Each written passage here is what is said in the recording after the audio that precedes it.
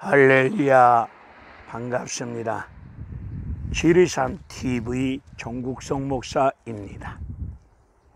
바울은 영적 아들인 디모데를 향해서 디모데전서 1장 19절에서 권면하기를 믿음과 착한 양심을 가지라.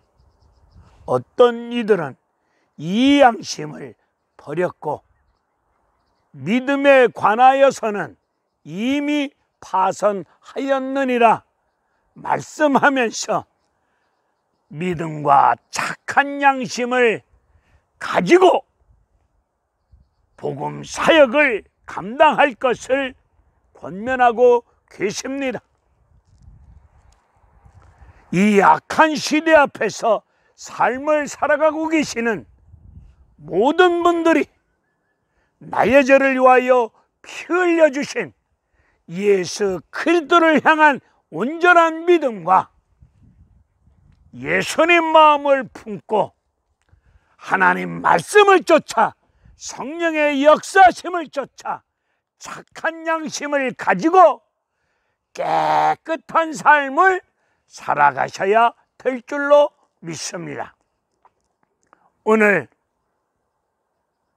일본군에 의해서 몸도 마음도 무참히 짓밟힌 가운데 상처를 안고 슬픔 속에서 고통의 나날을 보내오셨던 위안부 할머니 분들을 처음에는 좋은 뜻으로 돕겠다고 나섰던 윤미향, 어쩌다가 이 지경까지 탐욕 속에 눈이 먼 가운데 이 상황을 맞이하고 말았는지 오늘 이런 뉴스를 들으면서 저 윤미향이 나쁜 여자, 못된 여자, 돈에 미친 여자, 양심을 쳐버린 여자, 이완용보다 못한 여자, 독립군 군자금을 빼낸 것처럼 할머니들의 고통, 슬픔, 아픔을 무참히 짓밟고 착한 일, 좋은 일, 할머니 분들을 위한다는 일을 명분을 내세워놓고 개인적인 사리사욕, 탐욕의 눈이 어두운 가운데 개인적인 사리사욕을 추구하지는 않았던가? 우리는 뉴스를 통해서 그런 생각을 가져봅니다. 아무튼 뉴스를 통한 이 사건, 예수를 믿는 나와 여러분들은 한 사람 윤미향이를 향해서 정죄하고 욕하기보다 로마서 3장의 말씀을 보면 이 땅에 의인은 없나니 다 죄인이라고 말씀하고 계시오니 우리가 누구를 탓하며 욕을 할 자격이 있겠습니까? 간음 현장에서 잡혀온 여인, 예수님이 허리를 굽혀 땅에 글을 2번 쓰면서 너희 중에 죄 없는 자가 돌로 치라고 말씀하셨을 때에 그 간음 현장에서 잡혀온 여인을 향하여 돌을 들었던 수많은 사람들이 돌을 놓고 다 떠나갑니다. 오늘 이 뉴스를 접하면서 이 윤미향이라고 하는 분의 이력을 보니까 한국신학대학교 신학과를 졸업하신 분이더라고요. 군소신학도 아니고 정규신학대학을 통하여 하나님 말씀을 통하여 하나님이 어떻고 예수가 어떻고 분명히 하나님 사랑, 예수 사랑, 십자가 구속의 사랑을 신학 과정을 통하여 배웠을 텐데 어쩌다가 이 지경으로 몰리게 되었는지 어쩌다 탐욕의 눈이 어두운 가운데 돈에 미쳐서 이런 못난 인생이 되셨을까? 안타까운 마음을 금할 길이 없으면서 오늘 예수를 믿는 믿음의 사람들이 이 사건을 접하면서 우리도 별 수 없는 죄인임을, 우리도 윤미향처럼 드러나지는 않았지만은 이 사람보다 더 악한 죄악 속에서 믿음을 저버리고 믿음이 파손된 가운데 신앙 양심을 저버린 가운데 돈에 미쳐서 탐욕의 눈이 어두워져서 돈밖에 모르는 이런 삶을 살면서 경건의 모양만 갖추고 예배의 모습만 갖추고 나 예수 믿어 이런 거짓된 말과 행동을 일삼고 있지는 않는지 예수 앞에서 나 자신 믿음 없음과 신앙의 양심 버림을 회개하면서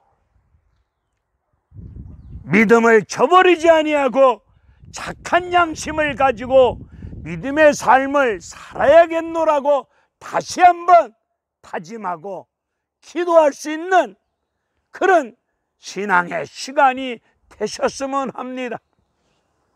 저는 서울 양천구 신월동에서 있었던 이야기를 들려드리겠습니다. 폐지 종이 박스를 주워다가 생계를 이어가고 계시는 가난한 할머니께서 오늘도 폐지를 주워서 니아카에 싣고 어린 손자가 좋아하는 바나나 한 송이를 싣고 콩나물 봉지를 싣고 신월동 시장을 지나고 있을 때에 7살 난 어린 손자가 길가에 세워져 있었던 외제차 아우디 비싼 차 연문을 못으로 긁습니다. 이 사실을 알게 된 할머니께서 누가 본 사람이 없다고 생각하고 그냥 지나칠 수도 있었을 텐데 이 할머니는 가시던 걸음을 멈추고 팔을 동동 구르면서 걱정 어린 가운데 어찌할 바를 모르는 가운데 이 차주에게 연락을 드려서 이 사실을 말씀을 드리고 용서를 구하여야겠는데 어쩌면 좋을까? 핸드폰도 없는 상황 속에서 안타까운 마음으로 걱정 어린 마음으로 안절부절하고 있을 때에 어린 손자는 엉엉 울기 시작합니다. 이 상황을 보고 있었던 어떤 학생이 차 안에 있는 전화번호를 보고서 차주에게 연락을 드립니다.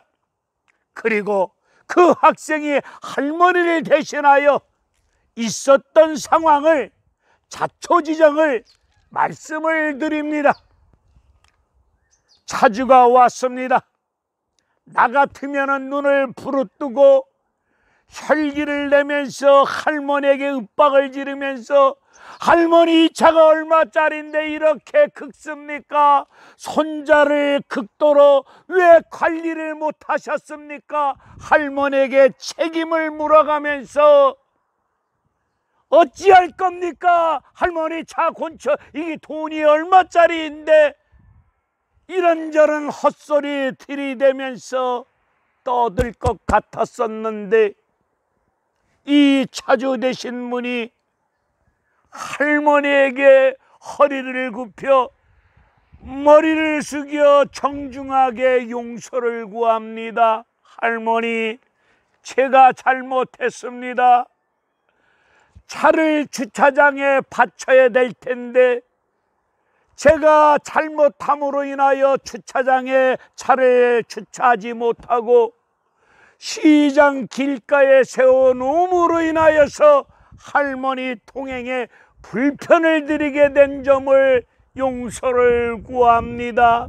용서를 구하면서 할머니, 걱정하는 할머니의 두 손을 잡고, 할머니 걱정하지 마세요.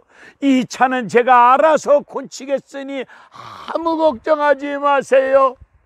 울고 있는 7살짜리 어린아이 등을 두드려주며 안아주며, 애야 울지 마라, 걱정하지 마라, 내가 차를 고칠 테니 울지 마라고 어린아이를 안아주고 위로해 줍니다.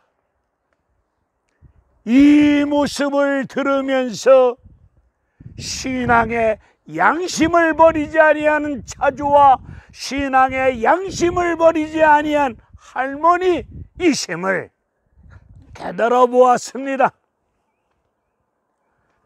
할머니 가난한 가운데 생활하고 있지만은 양심을 버리지 않았습니다. 차주 부자이지만, 돈을 많이 가지고 있지만 가지고 있는 돈을 가지고 가난한 사람들을 멸시 무시하지 아니하시고 자기의 잘못을 깨닫고 용서를 구하는 모습을 들을 때, 이 차주 부자지만은 양심을 버리지 아니하였구나 깨달아 보았습니다.